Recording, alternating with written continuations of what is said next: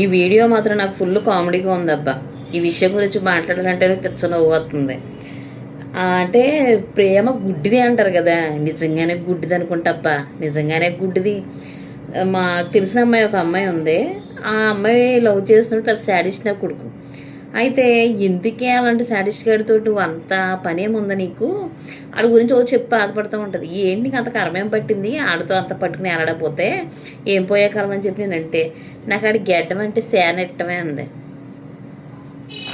నెత్తి మీద జుట్టు లేదు కానీ గోక్కోవడానికి నాకు గెడ్డాన్ని చూసి కూడా పేమిస్తారా అంటే, ఆడు శాడిస్ట్ నా కొడుకైనా పర్లా, డ్రమ్ములో కప్పెట్టేసినా పర్లా, కుక్కర్లో ఉడకబెట్టేసినా పర్లా, ప్రేమ కావాలి. ఆడి గెడ్డం ప్రేమ ఫ్రీగా పెరిగేదే కదా అని చెప్పేసి మగవాళ్ళు చాలామంది గెడ్డలు పెంచేసి కళ్ళజోడు ఎట్టేసుకుని పెద్ద హీరోలాగా ఫోటో దిగేసి డీపీలు ఎట్టేస్తున్నారు. గెడ్డం పెంచేసి కళ్ళజోడు ఎట్టేసినంత మాత్రాన్ని హీరోలు అయిపోరు. వాళ్ళకంటూ ఒక క్వాలిటీ ఉంటుంది. అయ్యో, గెడ్డాన్ని చూసి ప్రేమించి ఆడి శాడిజాన్ని భరిస్తుందంట. ఇలాంటి దరిద్రాన్ని దరిదపుల్లో కూడా రానియకూడదు. నీకు దండమే బాబు, దొబ్బేవే బాబు అన్న. అమ్మ జీవితం అదే ఉందా? ఇంక ఇలాంటి వాళ్ళు ఎవరైనా చాలా మంది ఉన్నారా? నాకు చెప్పండి బాబు, నాకు భయం వేస్తుందా గెడ్డాన్ని చూసి ప్రేమిత్తమేంటో నాకు అర్థమవుతులేదా?